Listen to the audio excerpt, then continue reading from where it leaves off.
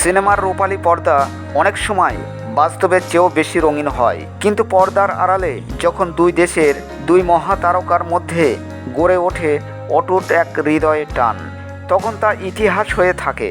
আজ থেকে ঠিক ২০ বছর আগে সময়টা তখন ২০০০ সালের আশেপাশে।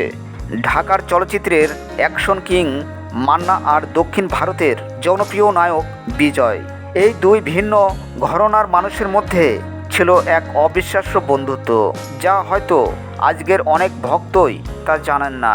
তাই আজকের ভিডিওতে আমরা ফিরে যাব সেই সোনালি অতীতে, যেখানে কাঁটাতার পেরিয়ে দুই বাংলার আবেগ এক হয়েছিল। তখন সালটা ছিল ২০০০-এর দশকের মাঝামাঝি। বাংলাদেশ এবং ভারতের চলচ্চিত্রের মধ্যে তখন এক ধরনের বিনিময় কাজ চলত।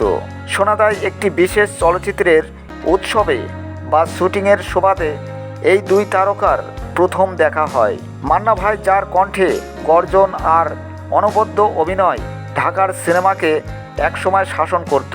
আমার একটু ব্যাকিং করে নাই, আমি কেন বাদশা হয়েছি ও জানে। তিনি খুব অল্প সময়ে আপন করে নিতে পারতেন যে কাউকে। আবার অন্যদিকে ভারতের বিজয় তখন ক্যারিয়ারের মাঝখানে। প্রথম দেখাতেই তাদের মধ্যে শুরু হয় এক অন্যরকম আলাপ আলোচনা। শুটিংয়ের ফাঁকে আড্ডা হোক কিংবা ব্যক্তিগত সফর, মান্না এবং বিজয়ের মধ্যে ছিল গভীর সম্মান। মান্না ভাই সবসময় বলতেন বিজয়ের নাচ এবং অভিনয় অসাধারণ। অন্যদিকে বিজয় মুগ্ধ ছিলেন মান্না ভাইয়ের সহজ সরল জীবনযাপন এবং ভক্তদের প্রতি ভালোবাসায়। ২০ বছর আগে যখন হাতে মোবাইল ছিল না, তখন চিঠির মাধ্যমে একের ওপরের খোঁজ নিতেন। শোনা যায় একবার বিজয়ের একটি সিনেমার বিশেষ প্রদর্শনীতে মান্না ভাইকে আমন্ত্রণ জানিয়েছিলেন।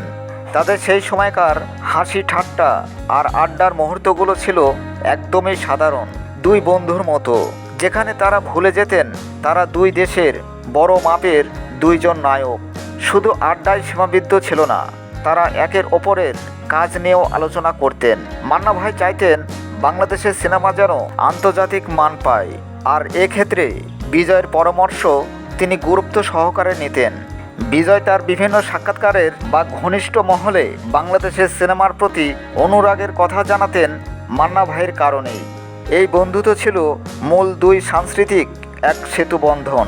তাদের এই সম্পর্ক প্রমাণ করেছিল যে শিল্পী বন্ধুদের ভালোবাসার কোনো সীমা নেই। সময় বদলেছে, প্রযুক্তি বদলেছে, আজ মান্না ভাই আমাদের মাঝে নেই, কিন্তু তার সেই গুরুত্বপূর্ণ স্মৃতিগুলো আজও উজ্জ্বল।